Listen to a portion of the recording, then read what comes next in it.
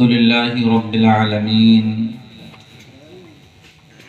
والعاقبة للمتقين والصلاة والسلام على جد الحسن والحسين وعلى آله وصحابه وذرياته وأهل بيته أجمعين.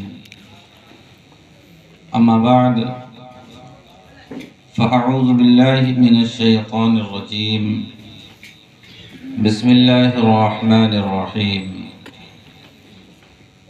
اقرأ باسم ربك الذي خلق خلق الإنسان من علق اقرأ وربك الأكرم الذي علم بالقلم علم الإنسان ما لم يعلم. صدق الله العظيم وصدق رسوله النبي الأمين المبين الكريم ونحن على ذلك لمن الشاهدين والشاكرين والحمد لله رب العالمين. عزیزان ملت اسلامیہ، کافی دیر سے آپ تمامی حضرات اس محفل کو سجائے ہوئے ہیں. سردی کا موسم ہے. ان ٹھنڈی راتوں میں گھروں سے نکلنا اور وہ بھی جلسے کے نام پر بہت بڑا جہاد ہے. اللہ تبارک و تعالی آپ کی شرکت کو قبول فرمائے.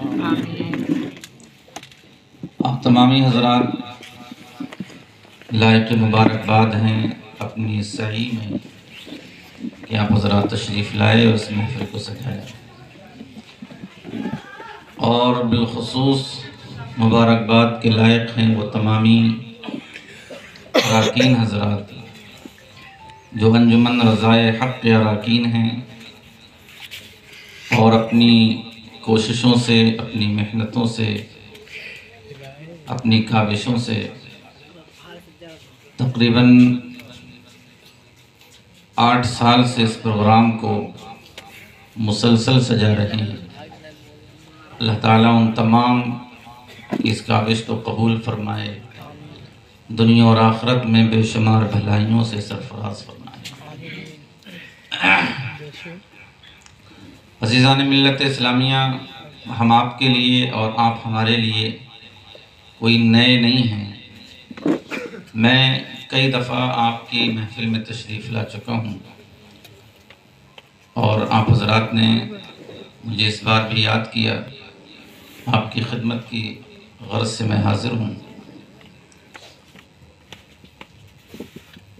ایک بزرگ کے نام سے، حضرت علامہ مولانا حقانی شاہ علیہ رحمت و رضوان کے نام سے یہ محفل ہر سال سجائی جاتی ہے. یقیناً ہم سب اللہ والوں کے ماننے والے ہیں. اللہ تعالی ہماری ان نسبتوں کو سلامت رکھے اور بزرگوں کے فیضان کرم سے ہم سب کو مالا مال فرمائے. عزیزان ملت اسلامیہ، موسم کافی سرد ہے. کچھ دیر ہم سننے سنانے کا ماحول رکھیں گے، اس کے بعد انشاءاللہ صلاۃ والسلام. آئیے کچھ عرض کیا جائے، کچھ آپ بیتی سنائی اور سنی جائے. اس سے قبل ہم اور آپ سب مل کر بارگاہ رسالت مآب صلی اللہ تعالی علیہ وسلم میں خراج محبت درود پاک کی شکل میں نچھاور کریں اور والہانہ انداز میں پڑھیں. اللہم صلی علی سیدنا مولانا محمد کما تحب و ترضى بأن تصلی علیہ صلاة و سلام علیک یا رسول اللہ صلی اللہ علیہ وسلم. مجھ سے قبل آپ تمامی لوگوں نے بڑی خوبصورت لب و لہجے میں، آواز میں نعت رسول صلی اللہ علیہ وسلم سماعت کی، اور بڑی خوبصورت نظامت اس جلسے میں ہو رہی ہے ماشاءاللہ. اللہ تبارک و تعالیٰ کا بے شمار احسان ہے ہم سب پر کہ اس نے ہمیں اس پوری کائنات میں جہاں بے شمار مخلوق کو پیدا کیا ہے، جدھر نظر اٹھائیں ہمیں رب کی مخلوق نظر آتی ہے۔ بے شک بے شک ہم آسمانوں پہ نظر اٹھائیں یا زمین پر نظر ڈالیں، پانی پہ نظر ڈالیں، پانی کے اندر نظر دوڑائیں، فضاؤں میں دیکھیں، ہواؤں میں دیکھیں، کوئی بھی جگہ ہمیں اس کی مخلوق سے خالی نظر نہیں آتی۔ جی جی ہر جگہ رب کی مخلوق ہے، اور ہمارا جو رب ہے وہ اس بات پر قادر ہے کہ وہ جسے جو چاہیں شکل دے دے۔ بے شک بے شک کسی کو اعتراض کی ذرہ برابر بھی گنجائش نہیں، انگلی اٹھانے کی گنجائش نہیں، اس کا ہر فیصلہ حتمی ہوا کرتا ہے، اس کے فیصلے میں کلام کرنے کا کسی کو حق نہیں ہے۔ اس نے جسے چاہا پانی بنا دیا، جسے چاہا فرشتے بنا دیا، جسے چاہا آسمان بنا دیا، جسے چاہا زمین بنا دیا، جسے چاہا کتا بنا دیا، جسے چاہا کیڑے مکوڑے بنا دیا، اور رب کی جس پر عنایت ہو گئی اللہ نے اسے انسان بنا دیا۔ آہا کیا کہنے، سبحان اللہ۔ جی جی عزیزان ملت اسلامیہ،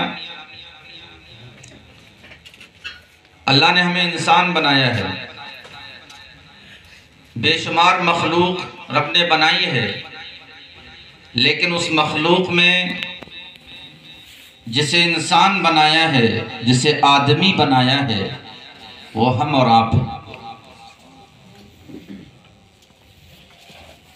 روئے زمین پر بلکہ کائنات میں سب سے عظیم، سب سے برتر و بالا اگر کوئی مخلوق ہے جسے بنانے کے بعد پھر کچھ اور نہ بنایا، جس پر اللہ تبارک و تعالیٰ نے حسن کا انتہا کر دی، جس کو بنانے پر اسے انسان کہا جاتا ہے۔ عزیزان ملت اسلامیہ، اللہ تبارک و تعالیٰ نے قرآن حکیم میں ارشاد فرمایا، لَقَدْ خَلَقْنَا الْإِنسَانَ فِي أَحْسَنِ تَقْوِيمٍ۔ اللہ نے انسان کو بنایا اور سب سے خوبصورت بنایا، بے مثال بنایا، لاجواب بنایا۔ یہ اس کا احسان ہے ہم پر، یہ اس کی نوازشیں ہیں ہم پر کہ اللہ نے ہمیں انسان بنایا ہے۔ حالانکہ اس نے ایک نورانی مخلوق بھی بنائی ہے جسے فرشتے کہا جاتا ہے، لیکن ہمیں فرشتوں کی صف میں نہ رکھا، ہمیں انسانوں کی صف میں رکھا ہے۔ ہمیں اس صف میں رکھا جس صف میں اللہ نے انبیاء بھیجے ہیں، ہمیں اس جماعت میں رکھا ہے جس میں اپنا محبوب بھیجا ہے۔ یہ بڑی نرالی شان ہے۔ جی کبھی ہم اپنی تخلیق پر غور کریں، کبھی اپنی بناوٹ پر غور کریں ہم کہ رب نے بنایا تو تمام چیزوں کو ہے، لیکن ہماری بناوٹ مختلف ہے۔ ہماری جو تخلیق ہے، ہمارے بنانے کا جو ایک انداز ہے، ہمارا جو ڈھانچہ تیار کیا گیا ہے، یہ سب سے جدا ہے۔ کائنات میں بے شمار مخلوق ہے، آپ اس مخلوق پر ذرا غور کریں۔ جی آپ دیکھیں اللہ نے زمین پر بے شمار مخلوق بنائی ہے، بہت طاقتور مخلوق بھی ہے، بہت لاغر بھی ہے۔ آپ گھوڑے کو دیکھیں، یہ جنگوں میں استعمال ہوتا تھا۔ آپ اونٹ کو دیکھیں، اسے کئی ہفتے پانی نہیں ملتا ہے، لیکن ریگستانی علاقے میں یہ جہاز کا کام کیا کرتا ہے۔ ان مخلوق کو آپ غور کریں اور دیکھیں کہ کتنی عظیم مخلوق ہے یہ، جسے گھوڑا کہا جاتا ہے۔ ایک دور ایسا تھا کہ چاندی سونے سے زیادہ اوقات و قیمت گھوڑوں کی ہوا کرتی تھی۔ آپ اونٹ پر غور کریں، یہ سواری کے بھی کام آتا ہے، یہ سامان ڈھونے کے بھی کام آتا ہے، بھوک لگے تو ذبح کر کے کھا جاؤ، کھانا بھی حلال ہے، جی وقت آ جائے تو قربانی کر دو، قربانی بھی حلال ہے، جی دیکھ رہے ہیں آپ اونٹ میں کتنی خوبیاں ہیں، لیکن اونٹ کی تخلیق پر آپ غور کریں، اونٹ جب اپنی بھوک بجھاتا ہے، اونٹ جب کھانا کھاتا ہے، گھوڑا جب کھانا کھاتا ہے، کتا جب کھانا کھاتا ہے، گدھا جب کھانا کھاتا ہے، تو آپ دیکھیں ان کا جو سر ہوتا ہے وہ کھانے پر جھکا رہتا ہے، گھوڑا کھائے گا اس کی منڈی جو ہے وہ گھاس پر چارے پر جھکی رہے گی، کتا کھانا کھائے گا وہ نیچے یعنی کہ وہ اپنی غذا پر اپنے سر کو جھکا دیتا ہے۔ آپ تمام مخلوق کو دیکھ لیں، جب یہ کھانا کھائیں یا پانی پئیں تو اپنے سر کو اس رزق کے سامنے جھکا دیا کرتی ہیں، لیکن اللہ تبارک و تعالیٰ نے اسی مخلوق کے درمیان ایک مخلوق حضرت انسان کو بنایا ہے، ایک آدمی کو بنایا ہے، اور اس کی شان یہ رکھی ہے کہ اے آدمی، اے انسان، تیری شان یہ نہیں ہے کہ جب تو کھانا کھائے تو تیرا سر کھانے کے سامنے جھک جائے، بلکہ تیری تخلیق ایسی کی گئی ہے، تجھے بنایا ایسا گیا ہے، تیرے ڈھانچے کو ایسا بنایا گیا، تجھے اس طرح تراشا گیا ہے کہ جب تو کھائے گا تو تیرا سر کھانے کے سامنے نہیں جھکے گا، جب تو پیے گا تو تیرا سر پینے کے سامنے نہیں جھکے گا۔ جانتے ہیں کیوں؟ اس لیے کہ اللہ تبارک و تعالیٰ نے تیرے سر کو ادھر ادھر جھکنے کے لیے نہیں بنایا ہے، بلکہ اپنی بارگاہ میں سجدہ ریز ہونے کے لیے بنایا ہے۔ نعرے تکبیر، نعرے رسالہ، جلسہ عید میلاد النبی، جشن حضرت مولانا حقانی شاہ علیہ الرحمہ، علامہ محمد رضوان صاحب قبلہ، سبحان اللہ۔ آپ اپنی تخلیق پر غور کریں، کبھی آپ نے سوچا ہے پلیٹ میں کھانا ہے، آپ کا سر کھانے پر نہیں جھکتا ہے، روٹیوں پر نہیں جھکتا ہے، آپ کی تخلیق ایسی کی گئی ہے۔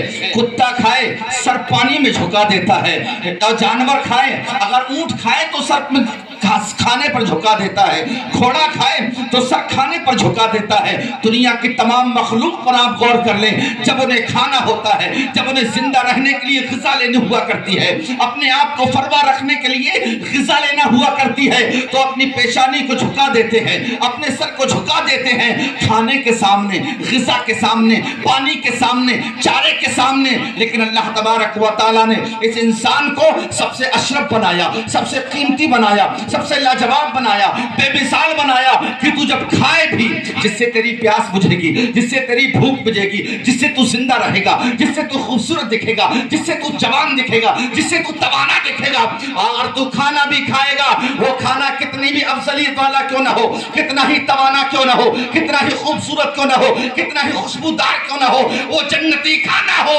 یہ وہ دنیاوی کھانا ہو، وہ منت سلوہ ہو، وہ کہیں سے آیا ہو، لیکن تیری شان یہ ہے تجھے کھانے کے سامنے نہیں جھکنا ہے، تجھے اپنے رب کے سامنے۔ جی حق ہے حضرت، سبحان اللہ، سبحان اللہ۔ کھانا کہیں سے آئے، وہ جنتی غذا ہی کیوں نہ ہو، وہ آسمان سے فرشتے کیوں نہ لے کے آئے، لیکن انسان کو اللہ نے اتنا اشرف بنایا، اتنا بلند بنایا، اتنا بوقار بنایا، اتنا بلند بنایا ہے۔ اے انسان، تجھے کھانے کے سامنے نہیں جھکنا۔ اگر کھانے کے سامنے جھک گئے نا تو سمجھو پھر آپ انسان نہیں ہیں۔ آپ کی اپنی تخلیق پر آپ خود غور کر لیں۔ عزیزان ملت اسلامیہ، تو اللہ نے ہمیں بڑا عظیم بنایا، ہم اپنی تخلیق پر غور کریں، اور جب